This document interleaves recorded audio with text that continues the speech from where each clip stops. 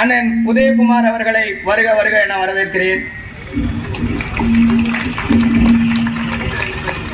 அன்று தொட்டு இன்று வரை கிட்டத்தட்ட 1.5 ஆண்டுகளாக போராடி கொண்டிருக்கும் இந்த போராட்டக்குழு தலைவர் அவர்களையும் போராட்டக்குழு உறுப்பினர் அவர்களையும் என் விவசாய பெருங்குடியினர் அனைவரையும் வருக வருக என வரவேற்கிறேன்.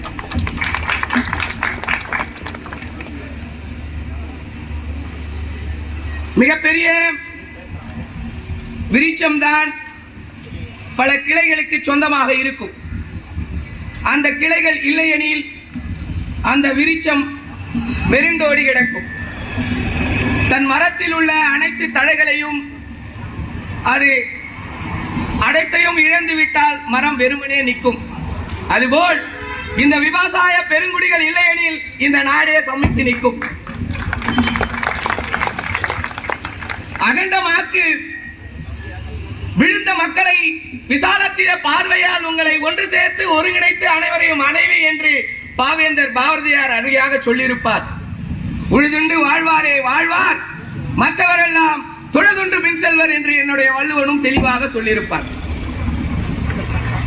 உண்டி கொடுத்தாரே உயிர் கொடுத்தார் என்று புறநானூற்று செய்தியிலே எனது புறநானூற்று பெரும்பாட்டன் அழகாக எங்களின் உயிர் வாழ சக்தியாக விளங்கக்கூடிய விவசாயிகளை பெருமிதமிக்க அளவிற்காக நிற்க வைத்திருக்கிறார்.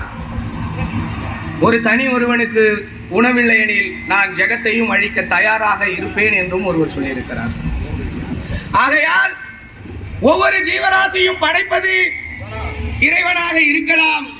அந்த ஜீவராசிகளுக்கு உணவை படைப்பது என் விவசாய பெருங்குடிகளாகும். தாயின் மார்பில் இருந்து வருகிற பாலானது தன் பிள்ளையை காப்பாற்றும்.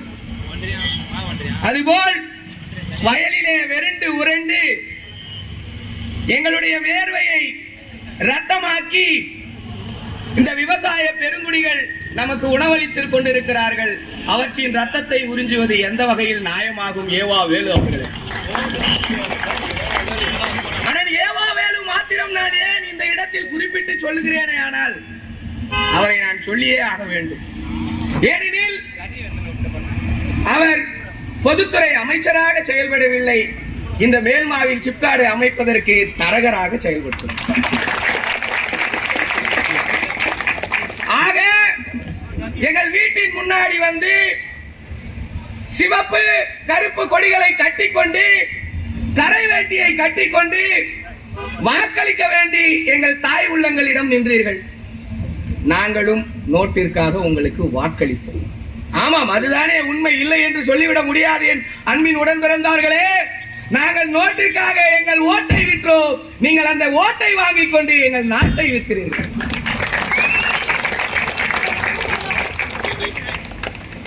தெய்வம் நின்று கொள்ளும், தெய்வம் நின்று கொள்ளும்.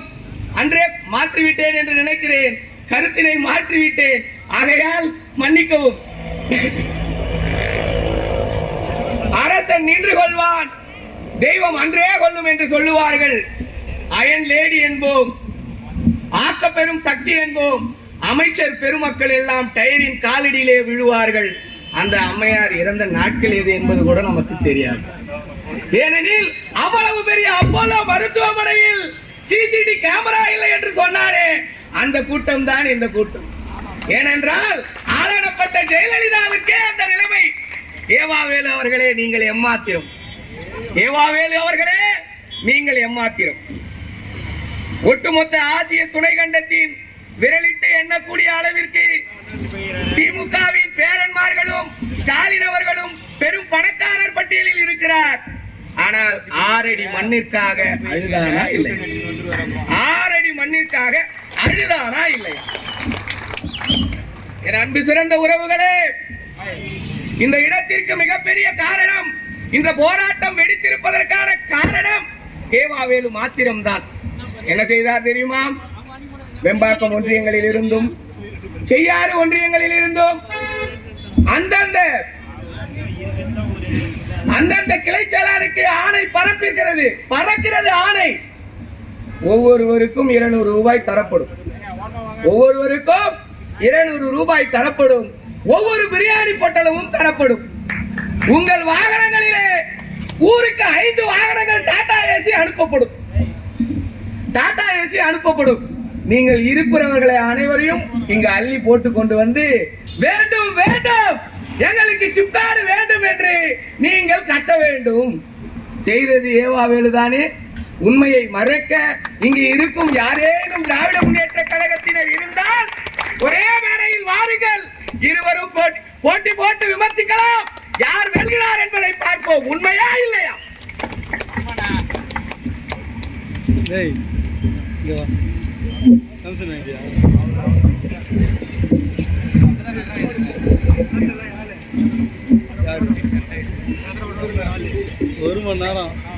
என் அன்பு சிறந்த உறவுகளே, ஆத்திரமிக்க பேச்சினால் ஒன்றும் இவர்களை செய்ய முடியாது. ஆத்திரமிக்க பேச்சினால் இவர்களை ஒன்றும் செய்துவிட முடியாது என்று நினைக்கிறார்கள். அதற்கு அதிகார பலம் எங்களிடம் வரும். அப்போதே பசி, பட்டினி, பஞ்சம், கொள்ளை, கொலை, கற்பழிப்பு, அடக்குமுறை, ஒடுக்குமுறை, போராட்டம் இவை எல்லாம் இல்லா தேசம் படைப்போம். என் தளபதியின் ஆட்சி அமையும் போது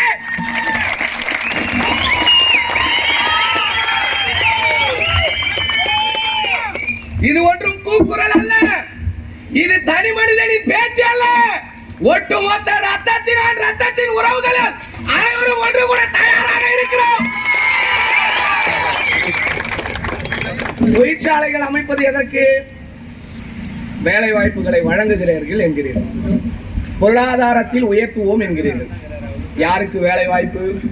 ஏற்கனவே ஒரு பகுதியை, மாங்கால் கூட்ரோட்டில் ஒரு விவசாய பகுதியை நாங்கள் உங்களுக்கு தந்துவிட்டோம்.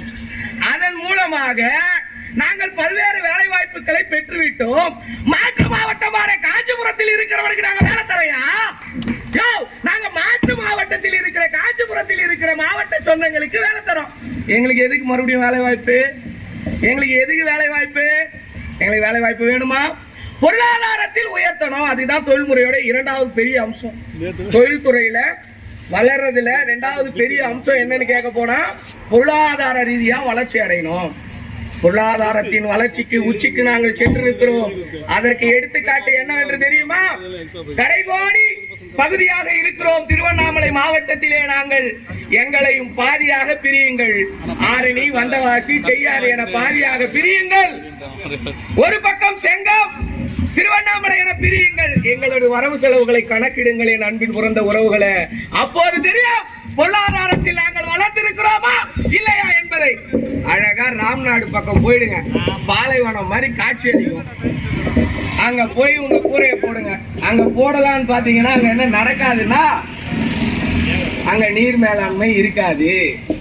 ராமநாதபுரம் மாவட்டங்கள்ல நீர் மேலாண்மை இருக்காது. அதெல்லாம் ஒண்ணும் பண்ண முடியாது. ஆனா வேலை வேணும்னு அவன் தான் அறிந்துகிட்டு இருக்கான். டெல்டா பகுதிகளிலும் கொங்கு மண்டலங்களிலும் சாரையாக காஞ்சிபுரம், செங்கல்பட்டு மாவட்டங்களுக்கு படையெடுக்கிறார்கள் என் இளைஞர்கள் உறவுகள். அவர்களிடம் சென்று அங்கே ஒரு கூரையை போடுங்கள். பச்சை பொசையில் என பூத்திருக்கும். எனக்கு வேலை தரேன்னு என் தாத்தா பாட்டி 70 வயசுல உழைப்பாங்கயா. அவங்களுக்கு என்ன வேலை தருவ கம்பெனியில? நீ பெரிய ஆள் தானே, அவங்களுக்கு என்ன வேலை தருவ? 70 வயசு உழைக்காம எங்க தாத்தாவும் பாட்டியும் சாப்பிட மாட்டாங்க.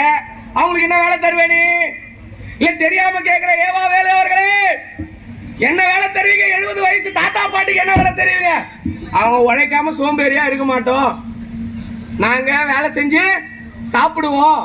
எங்களால இருக்க முடியாதுன்னு வாங்க. இளைஞர்களுக்கு வேலை தந்துருவீங்க. என் அண்ணன் தம்பி வேலை வாங்கிட்டு போயிடுவான். 70 வயசு பூமியை பார்க்காம எங்களுடைய பூமி, எங்களுடைய மண்டம், எங்களுடைய சொர்க்கம், எங்களுடைய பூமி தான் என்னுடைய சொர்க்கம். என்னுடைய சொர்க்கத்தை அழித்து எனக்கு வாழ்விடம் வேண்டுமா? நேற்று ஒரு அருமையான கதை ஒன்று படித்தேன்.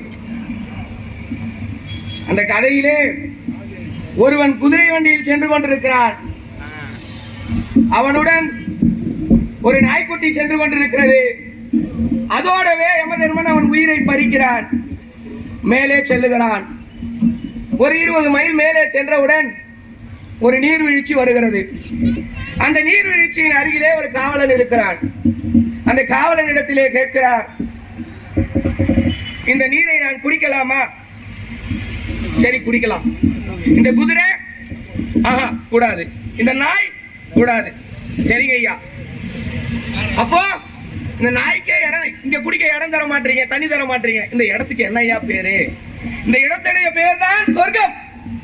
ஆடா பாவிங்களா, குடிக்க நாய்க்கே தண்ணி தர மாட்டேற, இதுக்கு பேர் சொர்க்கமாடா?